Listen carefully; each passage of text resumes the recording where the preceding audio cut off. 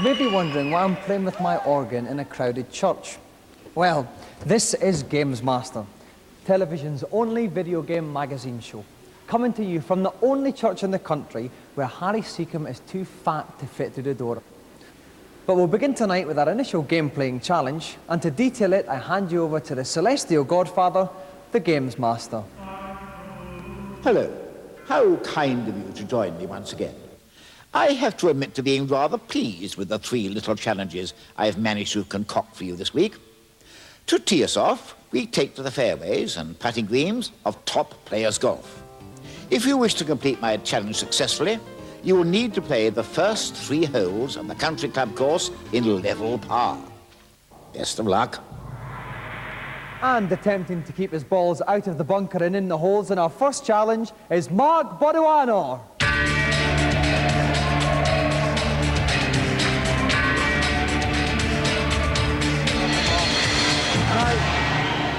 Now, Mark, I understand you're a bit of a mean golfer in real life. Well, that's right. I play at Ross and Y Golf Club, and I have a handicap of 4.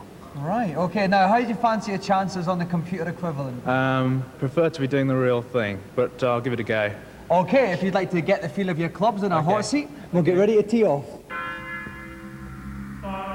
And trying to keep me on the fairway is my own little handicap, Neil West from Sega Power. Welcome, Neil. Thanks very much, Dominic. Now, any general tips you can give Mark? Well, on the Neo Geo, yeah, the golf game's quite tricky. Basically, he's just got to make sure he stays on the fairway. That's the most important thing. And another little piece of advice is don't trust the caddy. They may look very, very pretty, but they often tell you completely the wrong thing. Okay, then. Are you ready, Mark? Yeah. Then go to your caddy who's waiting for you at the first hole.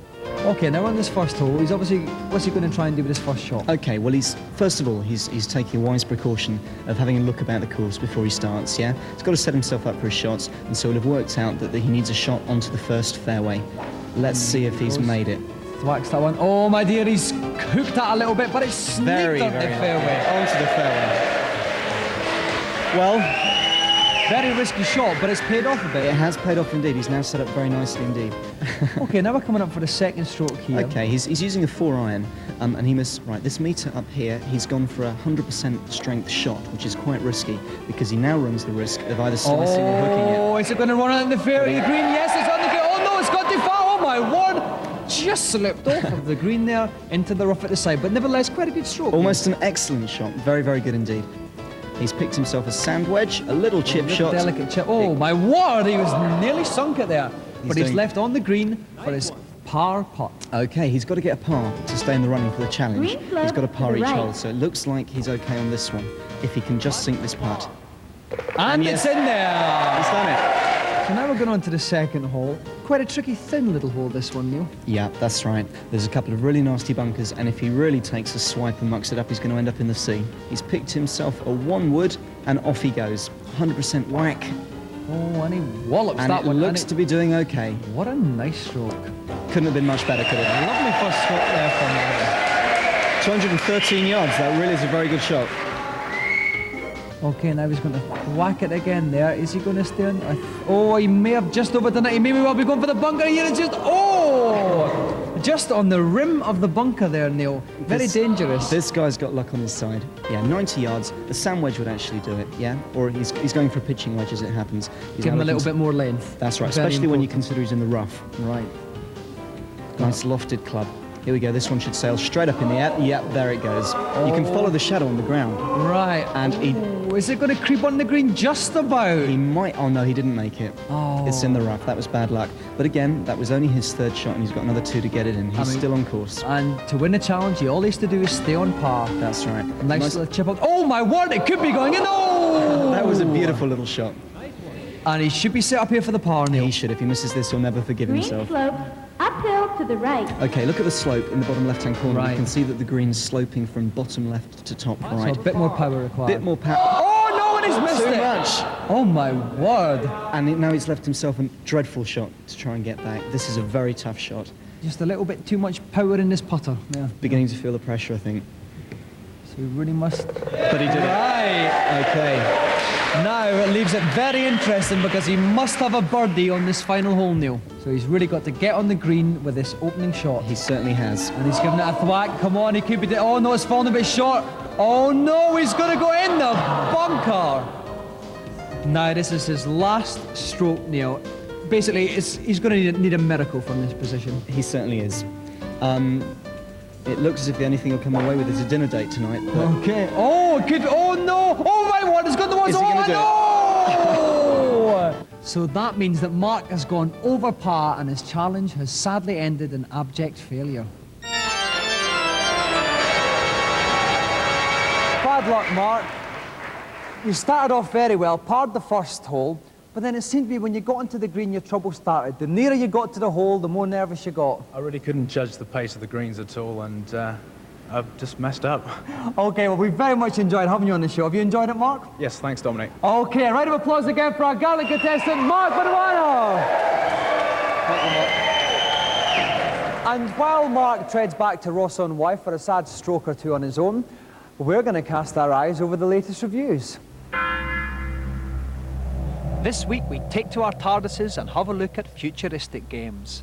First up on the Amiga, fight through claustrophobic corridors of furious facehuggers in Alien Breed. The scenery is very detailed, a lot of interesting lighting effects, which work quite well. I enjoyed the game, but basically it goes on the same, like shooting the monsters. The same monsters appear all the time. Well, Alien Breed is very atmospheric, but if you're looking for an involved space adventure to blast away at for a while, you're going to be disappointed because it's the same a lot of the time.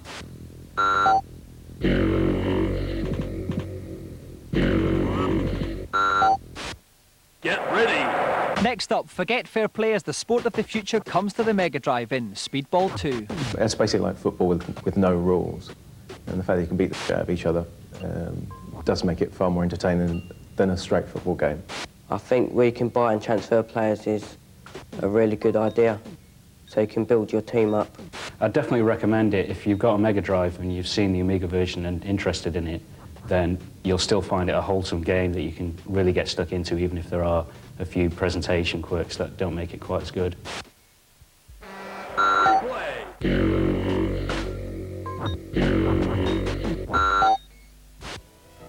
Finally, on the PC, take to the stars for some aerial acrobatics in Wing Commander 2. It's a lot of flash presentation and a lot of attempt to create an atmosphere with the graphics. And the thing is, when you get down to it, the graphics is all there is. There's not a lot of depth to the gameplay at all. Looks all very nice, but incredibly boring to play. Very, very dull.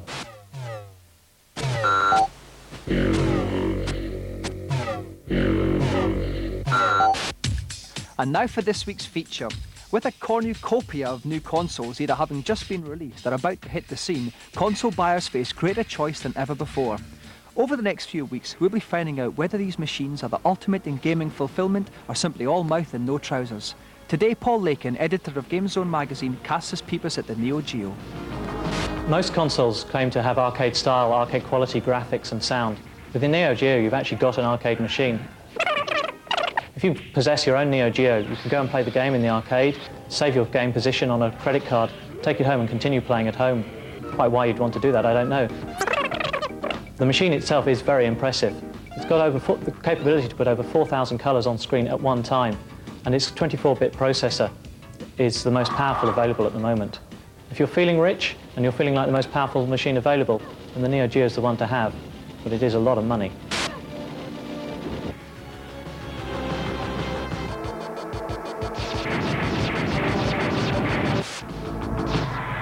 A couple of stonking games there.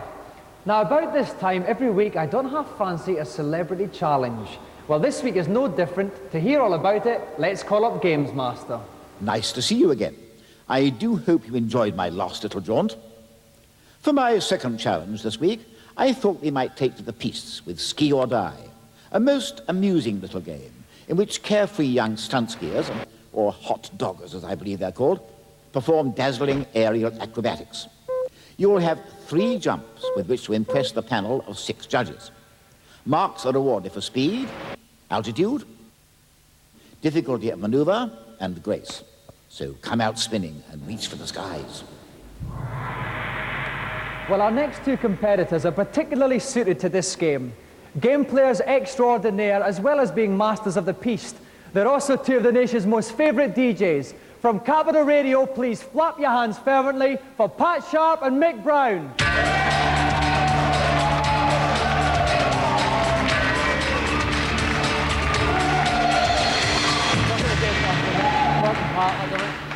Now, Mick, first of all, how long have you been a joystick waggler? Well, I've been a joystick waggler for quite a few years. I was once arrested for it, but ever since I took up this, I've found that you can't get arrested for it, so it's been quite a few years. OK, now, Pat, we know you're a games fan as well, but you're also quite a big skiing freak also. Yeah, as you said, Dominic, you know, going on the piste is fun, but it's the old après ski that I prefer, just taking it easy, but I'm going to give it my best shot today. OK, now, I know there's a bit of rivalry between the two of you. I have to ask you, Pat, can you take Mick?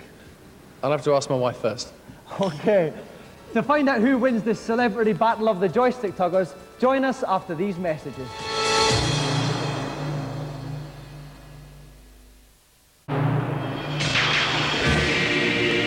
Welcome back. We're getting ready for the battle of the DJs here. Mick Brown against Pat Sharp in an aerial skiing contest. Joining me in my pulpit piste from Computer and Video Games magazine is Tim Boone. Hello, Dominic. Tim, welcome back. Any general tips you could give to our two DJ game players? Sure. The tips I'd give the guys is to waggle the joystick like hell before you actually take off, to get as far off as you can into the atmosphere and do as many loops and back spins and flips as you can. Really impress those judges. Really go for it, basically. OK, speed, skill and smoothness then, guys. Are you ready? Ready. OK, Mick, take your first jump. Now, Mick's obviously going to try and get as much speed as he can, Tom. Absolutely. He's got to wiggle that joystick like crazy to get so that when he hits the end of the slope, he's off into orbit. Oh, and he's up high. It's a dappy and a double Mobius flip. He's going to straighten up. He's straightened up. What an opening jump from Mick Brown. Very, very nice jump indeed. Oh, very low nice. to high sixes. What a stunning opening jump. Average 31.9. And now, Mick, take your second jump. Jump out. So he's going to try and build up as much speed as possible. He's coming tearing down there, off the lip of it, and it's up. Something's gone wrong. Oh dear. And the crowd don't like that one. But he scored remarkably highly, Tim. Why was that? It was a very clean jump. It was very fluid, but he didn't do very much. The judges are looking for fluidity and confidence as But they like a bit of smoothness. Yeah, but for the really high points, they like the action. OK, then, so Mick, take your third and final jump. This is the big one. Let's go! So Mick's going to go all out here. He's battling his joystick like mad. He's coming off the lip. And he's, one daffy, two daffies, stuck in a daffy, and landed. That's a safe jump. A safe jump, quite a low score, but it could be enough, an average of 13.0. So Mick's total is, in fact, a mammoth 54.5.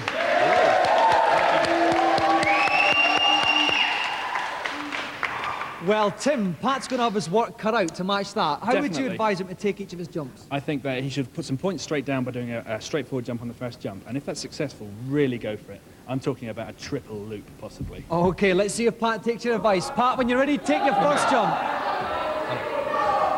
And there goes Pat down the slope. He's getting as much speed as he can. He's up the top. He's done one daffy. He's done double flip. This could be a big one.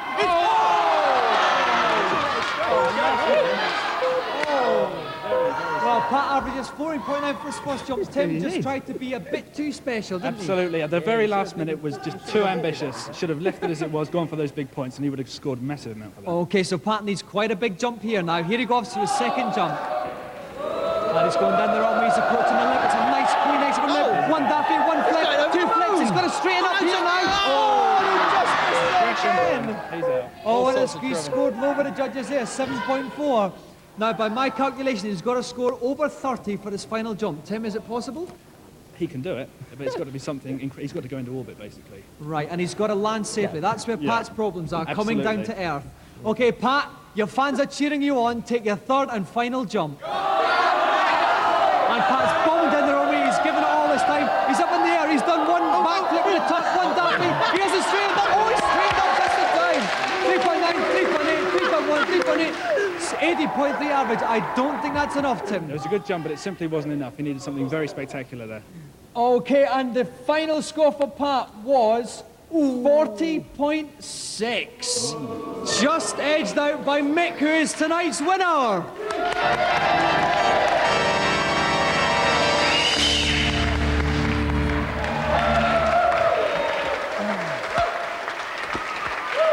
Well, first of all, Congratulations, Mick. Incredibly smooth jump in there. How did you manage to trounce Pat so thoroughly? Well, it was all down to training. You know, I was out at Hampstead Heath the other night, and it all kind of worked well. You know, it was a bit cold, and it was great. It just paid off training. Okay, well now, Pat, you did some very fancy work, but you just seem to be trying to do a bit too much there. Well, my jumping's a bit like my jumper, really, a bit too much, so that's why. I can quite agree with that. Yeah, that's the thing. Well, I'm afraid, Pat, that you've missed out on our star prize, which goes to Mick. Now, Mick, I'm sure... Is it a car? It's even better than a car. I'm sure you've won many awards for DJing, but none as special as this. Trip around the world? Our special, huge, golden Gamesmaster joystick!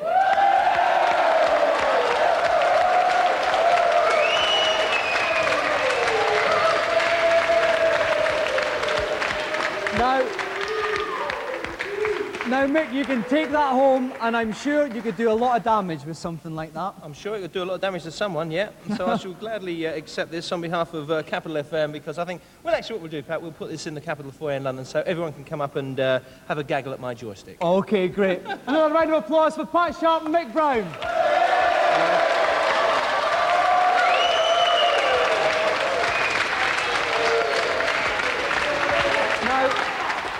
Now, Pat and Mick obviously have their problems. We can't help them. However, if you do have a problem on a computer game, send it into Gamesmaster and we'll see what he can do about it in the Consultation Zone.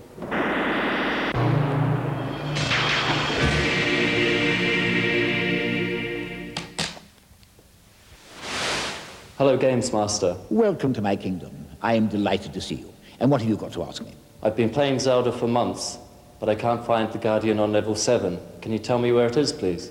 Zelda does indeed require a modicum of common sense. To locate the particular Guardian you're after, go to the top right-hand corner room, kill hands, and then push the rock over to the right. A secret passage will appear, and if you go down it, you will find the Guardian. Thanks a lot. Next, please. Hello, Gamesmaster. Hello, and nice to see you. Now, what can I do for you? I keep getting killed at the end of the Dust Planet in Forgotten Worlds. How can I destroy the Dust Dragon? Foolish boy.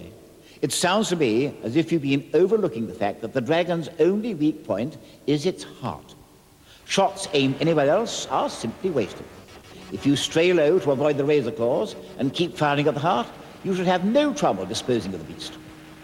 Oh, that's brilliant. Thanks very much. I'm sure you'll be very glad to see the back of that one. Next, please. I've been told there's a warp on level 1 of Snake, Rattle and Roll, but I haven't been able to find it. Can you tell me where it is, please? Indeed I can, young man, though I do feel you should have moved on from this game a long time ago. Oh, well, no matter. From the start, keep going right as fast as possible, avoiding all obstacles. Eventually, you will see a rocket. If you jump up and catch the rocket, you can walk to level 8. That's great. Thanks very much. Well, you will find it works. And that little revelation brings the session to an end. I do hope the advice is going to be of some use. Goodbye for now. Now is time for this week's final challenge. Let's go over to Gamesmaster to find out what it's about. The last of this week's challenges is on a game called Brat, in which you need to guide an innocent, nappy-clad babe through a perilous maze where all manner of dangers lurk. Your task is to get through stage 1 of level 5. Anticipation is the key. If you let the child cop it, or if you dawdle and get caught by the scrolling screen, the challenge is over. Good luck. The life of an innocent child is at the mercy of your mouse finger. And here, attempting to guide his very own child through the perils of our final challenge tonight, please could you give a very warm Gamesmaster welcome to Michael Merrin.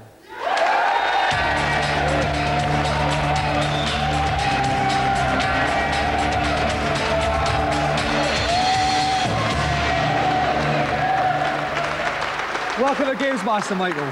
Nice to be here. Now, I think this is an incredibly tough game. Are you confident about it? Just slightly, not very much though. Right, have you been practicing a lot though? For a few days. Okay. If you'd like to go and have a little sit down in our pine hot seat there and we'll get ready to start the game. Sure.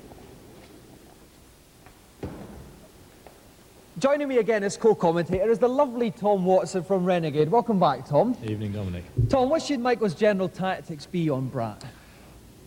Particularly on this level, what he has to watch out for is the screen scrolling down and knocking the character off. Right, okay. Michael, are you ready? Get guiding that baby. Okay, what's the first obstacle he must overcome here then? Well, the first thing for Mike to watch out for, Dominic, is the shark, which we can see in the bottom right. What he's doing at the moment is he's picking up as many of these items as he can find. He'll need to use a lot of them later on. As you can see, he's put a triangle down there, which will stop the screen from scrolling down. This gives him more time to plan, to put out the items which are going to stop things. He's put some meat in the river. That's taken the shark out for a while. Okay, now he's coming into a crossroads here. How could he go over these gaps here? Oh, he's putting down bridges. Yeah, he's building the bridges. You can see at number 5 above the bridge icon in his control panel. That shows how many he can use. A little fellow there, just had a little prick and he's disappeared. He has indeed. He's gone sailing upwards. Now he just has to watch out now for getting around this. There's a slide coming up, and he's using his dynamite to blow out the bricks. He's got another shark to take out. And is that a submarine he's about to pick up? That's a submarine. He's going to need that a little bit later on. Yes. Okay, so how is he doing now at the game? He's doing pretty well. He's probably about halfway through at the moment. He's stopped on the edge. He's distracted the shark with some meat. Right. Now he's given an instruction to the character to go on further. Right, what's this in the water here? Oh, that's gone as well. Now, how far is he through the game, Tom? He's about halfway down there. I think he's doing extremely well. Okay, so he's still here on the path, picking up items. He's got a bone there. Will that come in useful? The bone will come in useful right at the end of the level. Now he's going to slide down this. He's put a stop token down. He's missed it, and there he goes. He's just got it.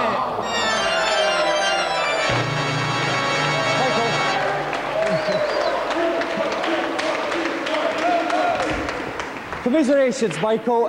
Talk us through it. You were going very well, but then what went wrong? Well, put a stop sign down in the wrong place where I wanted to stop, and the dog obviously came after me where I should have had a bone, so I kept going instead of stopping. Right, well, you had the bone but didn't quite get the stop sign in place. Yeah. Well, have you enjoyed yourself anyway, Michael? Yes, it's been great fun, yeah. Well, we've certainly enjoyed looking at you. Thank you very much again. Michael Merrin.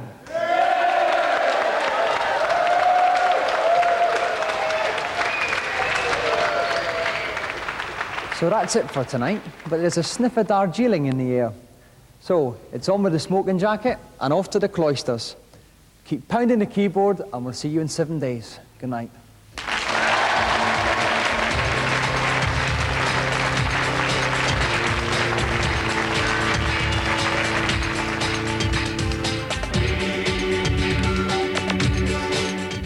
And Dominic will be back on Monday at 6:30. Tomorrow at 6 o'clock, it's Stars in Their Eyes. Yes, indeed, with Matthew Kelly. Coming up later on this evening, well, right after this break, actually, we've got Robotica.